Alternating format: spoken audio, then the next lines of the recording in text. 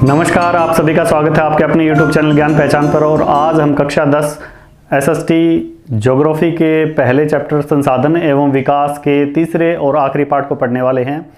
अब आज जो हम पढ़ेंगे उसमें हम मृदा संसाधन, इसका वर्गीकरण और इसके अपर्दन व संरक्षण के उपाय, इन सब को पढ़ने वाले हैं। तो देखिए, एसएसटी एक विषय काफ़ी महत्वपूर्ण विषय है और बच्चे इसको लाइटली लेते हैं कि सामाजिक विषय तो है, कर लेंगे, लेकिन लास्ट में पता चलता है रिजल्ट के अंदर एसएसटी में बच्चे फेल हो जाते हैं क्योंकि आप इस विषय को गंभीरता से नहीं पढ़ते। काफ़ी महत्वपूर्ण ये विषय है, इसलिए मैं ये कहता हूँ प्रत्येक चैप्टर इसका काफ़ी इंपॉर्टेंट है। आप इसको अच्छे से पढ़िए, तभी आप पास हो सकते हो, ठीक है। और अगर मैं देसी भाषा में बात करूँ तो भाई पढ़ना बहुत ज़्यादा ज़रूरी है। ये नहीं पढ़ा तो आगे आपको पछतावा होगा, ठीक है। तो ये बिल्कुल मैं आपको आसानी से समझाऊँगा। इसमें सबसे पहले बात करते हैं मृदा संसाधन की। मृदा संसाधन क्या है? मृदा एक नवीकरणीय योग्य संसाधन है। सबसे पहली बात तो ये बात आपको याद रखनी है। देखो, हम खेती करते हैं तो वो मिट्टी की जरूरत पड़ती है, यानी मिट्टी की ही पोषकता के आधार पे हम फसलों का उत्पादन करते हैं, अपना भरण पोषण करते हैं, अपनी आर्थिक क्रियाओं को संचालित करते हैं। इसलिए मिट्टी को एक बहुत ही महत्वपूर्ण संसाधन माना गया है। लेकिन क्या आपको पता है कि मिट्टी को बनने में कितना समय लगता है? देखिए, 1 सेंटीमीटर मोटी परत बनने में मिट्टी को हजारों लाखों वर्ष लग जाते हैं और हम इसको बहुत ही जल्दी खराब भी कर देते हैं। तो हमें इसका संरक्षण भी जरूरी करना चाहिए। बात यहाँ पे आती है कि मृदा जो संसाधन है, मृदा संसाधन में को महत्वपूर्ण क्यों माना गया है? मैंने अभी बताया, आर्थिक क्रियाओं के लिए और पर्यावरणीय विविधता या एकता जो है या पारिस्थितिकी तंत्र है, इसको बनाए रखने के लिए मिट्टी का बचाए रखना बहुत ज़्यादा जरूरी है, ठीक है। चलिए बात करते हैं मृदा का वर्गीकरण। आईसीआर के अकॉर्डिंग 8 प्रकार की मिट्टी होती है, लेकिन आपकी क्लास 10th की जो एनसीईआरटी की जो टेक्स्ट बुक है, पाठ्य पुस्तक है, उसके अंतर्गत आपको 6 प्रकार की मिट्टियों का वर्णन दिया गया है। पहली मिट्टी का नाम है जलोढ़ मृदा, दूसरी है काली मृदा, तीसरी है लाल व पीली मृदा, चौथी है लेटराइट मृदा, पांचवी है मरुस्थलीय मृदा और छठी है पर्वतीय मृदा या वन मृदा, इसको भी बोलते हैं। तो सबसे पहले बात तो मृदा के वर्गीकरण में आपको इन 6 मृदाओं के नाम याद होने चाहिए, ठीक है। बहुत इंपॉर्टेंट है भी नाम याद रखने। जलोढ़ मृदा सबसे ज़्यादा क्षेत्र पर पाई जाने वाली है और सबसे ज़्यादा उपजाऊ मिट्टी ही ये जलोढ़ मिट्टी कहलाती है अपनी, ठीक है। ये आपको पॉइंट याद रखना है। सबसे ज़्यादा क्षेत्र पर विस्तृत यही मिट्टी है, 43.6% क्षेत्र पे।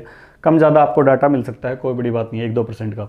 और इस मृदा का विस्तार पूरे संपूर्ण उत्तरी भारत में, भारत का जो विशाल मैदान है वहाँ पर ये कौन सी मिट्टी पाई जाती है? आपको याद रखना है जलोढ़ मृदा, ठीक है। सिंधु, गंगा और ब्रह्मपुत्र 3 नदियों के द्वारा लाई गई मिट्टी के निक्षेपण से ये इस विशाल मैदान का निर्माण हुआ है। यानी नदियाँ इस मिट्टी को बहा के ले जाते हैं, अपने साथ जो कंकड़ पत्थर है उनसे घिस घिस कर इस मिट्टी का निर्माण हुआ है। और ये पूरा जो उत्तर भारत का विशाल मैदान है वो जलोढ़ मृदा से बना हुआ है, ठीक है। इस मिट्टी के अंतर्गत आपको क्या याद रखना है? पोटास और चूना की प्रधानता होती है, ठीक है।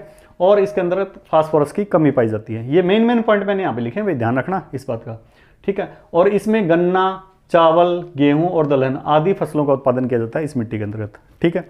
देखो, सघन क्षेत्र में ये खेती की जाती है क्योंकि जलोढ़ मृदा जो है पूरे विशाल भारत की मैं बात करूं, विशाल मैदान की मैं बात करूं, तो वहाँ पर इस मृदा का विस्तार पाया जाता है। इसलिए जनसंख्या का सघनता भी तो वहीं पाई जाती है।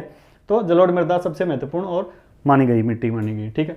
अब इसमें 2 शब्द और लिख रखे हैं मैंने यहाँ पे, बांगर और खादर। ये क्या है भाई? तो आयु के आधार पर जलोढ़ मृदा को 2 भागों में बांटा गया है, बांगर और खादर। बांगर पुरानी जलोढ़ मिट्टी को बांगर कहेंगे, नवीनतम जलोढ़ मिट्टी को हम खादर कहेंगे। इसमें जो कंकड़ होते हैं उनकी मोटाई के आधार पर इनको मापा गया है, ठीक है। ये भी आपको याद रखना है, ठीक है जी। इतना बहुत है। आप बाकी डिटेल में आप अपनी बुक में देखोगे तो आपको बहुत सारी चीज़ें मिलेंगी इसके अंदर, लेकिन मेन बात है इसकी सार यही है, इसका ध्यान रखना आपको।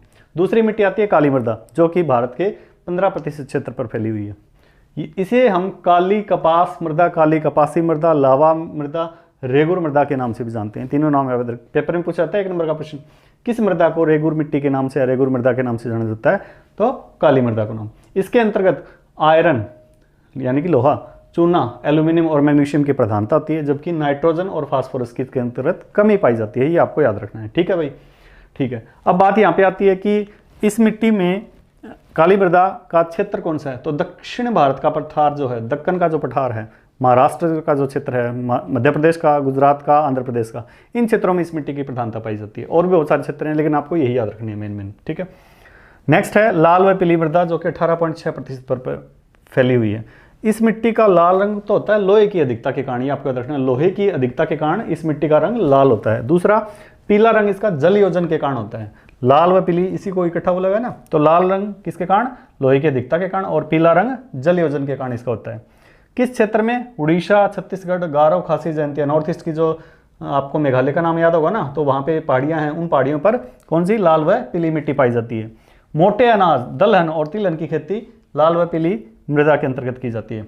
नाइट्रोजन, फास्फोरस और ह्यूमस की इस मिट्टी के अंदर कमी पाई जाती है। ये 3 मिट्टियाँ देखो, इस जलोढ़ मृदा का क्षेत्र, काली मृदा का क्षेत्र और लाल व पीली मृदा का क्षेत्र आपको मैप के थ्रू भी याद करना है, मैप जरूर बनाना है। और आपको इस वीडियो के अंतर्गत भी मैप दिख रहा होगा भारत का, इस तरह आपको ये मैप के अंतर्गत इसका फिल करना है। याद रखना, पेपर के अंदर ये प्रश्न आता है, मृदा संसाधन किसे कहते हैं, भारत में पाए जाने वाले विभिन्न प्रकार की मृदाओं का विस्तृत वर्णन करो। तो आपको ये सारी डिटेल लिख के फिर मैप के द्वारा दर्शाना है इन मिट्टियों को, ठीक है। चलिए चौथी मृदा की हम बात करते हैं। इधर लेटराइट मृदा 3.7% क्षेत्र पाई जाती है। लेटराइट जो शब्द है ईंट से बना हुआ है, ईंट, और सेम ईंट की तरह इसका रंग भी होता है। किस क्षेत्र में पाई जाएगी, ऐसा क्षेत्र जिसमें उच्च तापमान हो और सारा साल बारिश होती रहती है, उसको लेटराइट मृदा कहते हैं, ठीक है। वहाँ ये मिट्टी पाई जाएगी। चाय, कहवा और काजू के उत्पादन के लिए ये मिट्टी उपयुक्त मानी गई है, ठीक है। कर्नाटक, केरल, तमिलनाडु, मध्य प्रदेश और उड़ीसा के क्षेत्रों में लेटराइट मृदा का विस्तार पाया जाता है और इस मिट्टी के अंतर्गत नाइट्रोजन और फास्फोरस की कमी पाई जाती है, ठीक है। आपको साइड में मैप दिख रहा है ना, इस मैप में भी आप देख सकते हो लेटराइट मृदा कहाँ पे है। नेक्स्ट आती है मरुस्थलीय मृदा। मरुस्थलीय जो मृदा है इसका रंग लाल व भूरा पाया जाता है। मरुस्थल के नाम से आपको राजस्थान का जरूर नाम याद आएगा, तो क्षेत्रों में हम पढ़ेंगे इसको अभी। ये रेतीली और लवणीय मृदा कहलाती है, ठीक है। इसमें हुमस और नमी की कमी पाई जाती है और लोहे और फास्फोरस की अधिकता पाई जाती है मरुस्थलीय मृदा के अंतर्गत, ठीक है। राजस्थान, उत्तरी गुजरात, पश्चिमी हरियाणा और पंजाब के कुछ क्षेत्रों में भी मरुस्थलीय मृदा का विस्तार पाया जाता है। ये आपको याद रखना है। कौन कौन से फसलें, ज्वार, बाजरा, दलहन। जैसे भाई मैं जहाँ जिस क्षेत्र में रहता हूँ ये मरुस्थलीय मिट्टी का ही क्षेत्र कहलाता है वैसे तो, और यहाँ पे ज्वार, बाजरा, दलहन इस प्रकार की खेती की जाती है, ठीक है। और राजस्थान के इधर से हम निकल जाते हैं तो भी आपको यही क्षेत्र दिखाई देंगे। नेक्स्ट जो मिट्टी आती है वो पर्वतीय या वन मृदा कहलाती है।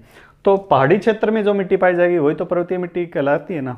तो आपको ध्यान क्या रखना, कश्मीर से अरुणाचल प्रदेश तक के क्षेत्र में फैली हुई मृदा कौन सी है, वन मृदा या पर्वतीय मृदा, ठीक है।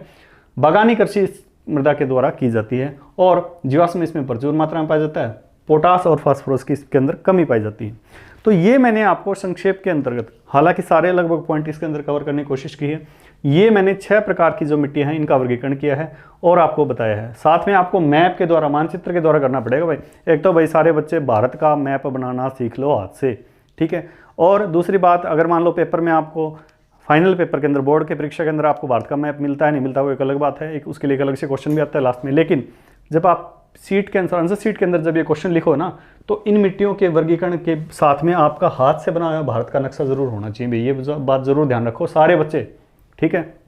फिर ये कहोगे भाई मैप बनाना तो हमने सीखा ही नहीं, या फिर मैप दे दो या मैप के द्वारा आपको करना पड़े ये क्वेश्चन, ठीक है। तो पहले ये अपना इसकी प्रैक्टिस कर लो भारत के नक्शे को बनाने की, और उसके अंदर राज्य कौन कौन सा राज्य कहाँ पर है ये मैं सब बच्चों को बताता हूँ। दोबारा बता रहा हूँ, आपको प्रत्येक को कम से कम हफ्ते में एक बार मैप जरूर भरना चाहिए, ठीक है। तो ये थी मृदा का वर्गीकरण। अब बात आती है मृदा का अपर्दन। भाई मैंने पहले भी कहा था मृदा का अपर्दन कई तरीके से होता है। देखो मानवीय क्रियाएं तो हैं ही हैं, जैसे हम पशुचारण की बात करते हैं, सिंचाई की बात करते हैं, वनोन्मूलन की बात करते हैं, ठीक है। तो ये सारे पॉइंट्स जो आते हैं वो क्या करते हैं, मृदा का अपर्दन करते हैं। इसके अलावा प्राकृतिक कारक भी तो होते होंगे। प्राकृतिक कारक कौन से बता सकते हो आप में से कोई कमेंट करके। पवन के द्वारा, ठीक है, बहते जल के द्वारा मृदा का अपर्दन होता है, ठीक है, हिमानियों के द्वारा मृदा का अपर्दन होता है। ये सारे जो कारक आते हैं जो मृदा का अपर्दन करते हैं, इनके द्वारा सभी के द्वारा मृदा का अपर्दन होता है। मिट्टी का कटाव जो हो रहा है ना, वो धीरे धीरे मिट्टी का कटाव बढ़ने लग जाता है। आपके एनसीईआरटी की बुक के अंदर डायग्राम दे रखे हैं, आप देख लीजिए। बाकी स्क्रीन पे भी आपको मृदा अपर्दन का ये डायग्राम जो दिख रहा है इसको भी ध्यान से देखिए, ठीक है। बात यहाँ पे आती है कि मृदा जो अपर्दन है इसको क्या हम रोक सकते हैं? बिल्कुल, हम इसको नियंत्रित कर सकते हैं। अगर मनुष्य चाहे तो सिंचाई का जो क्षेत्र है वो कम कर सकता है, या कम ना करे तो सिंचाई इस प्रकार की जाए कि मिट्टी का कम से कम कटाव हो। दूसरा, ढलान वाली जो खेती जो होती है, जहाँ पे फसलें ढलान वाली फसलें होती हैं, पर्वतीय क्षेत्रों की बात कर रहा हूँ विशेषकर, जैसे असम वाले क्षेत्र में चाय की खेती की जाती है, ऐसे क्षेत्रों में समूचे जुताई की व्यवस्था की जाए ताकि मिट्टी का कटाव कम से कम हो। और भाई देखो इंडस्ट्रियल वेस्ट या बहुत सारी ऐसी भी चीज़ें हैं जिसमें हम मिट्टी का किसी न किसी रूप में प्रयोग करते हैं, तो उन सबको नियंत्रित करना आवश्यक है। इसके अलावा मैं भी आपको कुछ एक पॉइंट्स बता रहा हूँ, उनके क्षेत्रों के नाम बता रहा हूँ, या कुछ एक टर्म्स हैं, इन टर्म्स को आपको कमेंट के द्वारा बताना है ये क्या है। नंबर 1, चौ क्षेत्र किसे कहते हैं, ये इन्हीं से संबंधित है, मिट्टी से ही। नंबर 2 पॉइंट मेरा ये है, उत्खात भूमि बैडलैंड्स किसे कहा जाता है, ठीक है। तीसरा आता है समोच्च जुताई किस प्रकार के क्षेत्र में की जाती है। और चौथा क्वेश्चन और मोस्ट इंपॉर्टेंट क्वेश्चन ये है कि जो जलोढ़ मृदा है, जलोढ़ मृदा का जो क्षेत्र है उसको आप कुल कितने भागों में बांट सकते हैं। अगर मैं दिशाओं के आधार पे बात करता हूं तो आपको दिशाओं के आधार पे बताना है, ठीक है। तो ये 4 क्वेश्चन आप कमेंट करके मुझे ज़रूर बताइएगा। इसके अलावा भाई देखो, पढ़ते रहना और बढ़ते रहना बहुत ज़रूरी है, तो रेगुलर आप पढ़ते रहिए। अभी जो पढ़ने का टाइम जो आपका जून का महीना ये चल रहा है, अगर आपने अब से पढ़ना स्टार्ट कर दिया तो पेपर के समय में आपको दिक्कत नहीं आएगी, ठीक है। फिलहाल अपने इस टॉपिक में आज के लिए इतना ही। और जैसे मैं कहते आया हूँ, अगर आप लगातार पढ़ोगे, मैं गारंटी देता हूँ आपके किसी भी विषय में, स्पेशली एसएसटी, इंग्लिश और ज्योग्राफी +1 +2 के लिए, उसमें आपको कमी नहीं आएगी। आप जिस पैटर्न के अकॉर्डिंग पढ़ाया जा रहा है उसके अकॉर्डिंग तैयारी करते रहिए। मैं डेफिनेटली श्योर हूँ आपकी सफलता निश्चित है, बट उसके लिए आपको मेहनत करनी पड़ेगी, ठीक है। फिलहाल ये जो चैप्टर है आपको आई थिंक समझ में आ गया। ना आया है तो आप मुझे कमेंट करके बताइए, मैं दोबारा कोशिश करूंगा इसको पढ़ाने की। और आपको करना क्या है, एनसीईआरटी की टेक्स्ट बुक है उसकी रीडिंग लेनी है, और उसके बाद हरियाणा बोर्ड के जो पेपर आते हैं, मैंने बहुत सारी चीज़ें देखी हैं, दीपक की गाइड लगाते हैं यहाँ पे, और उस दीपक की गाइड में से क्वेश्चन करवाए जाते हैं और फिर वो क्वेश्चन को रटवाया जाता है। हम ऐसी नौबत ही क्यों लेके, हमारे पास जब टेक्स्ट बुक है तो हम टेक्स्ट बुक में से पढ़ें। तो आप सभी बच्चों को ध्यान रखना है, एनसीईआरटी की पाठ्य पुस्तक जो हरियाणा विद्यालय शिक्षा बोर्ड ने लागू करवा रखी है स्कूल्स के अंदर, वो आपको पढ़नी है, ठीक है। बस फिलहाल आज के लिए इतना ही। और दूसरी बात, अपने इस चैनल को ज़रूर सब्सक्राइब करो, लाइक करो, शेयर करो, ताकि मुझे भी मोटिवेट मिले और आप जैसे जो बच्चे हैं उनको भी इस चीज़ का फ़ायदा मिले। Thank you so much.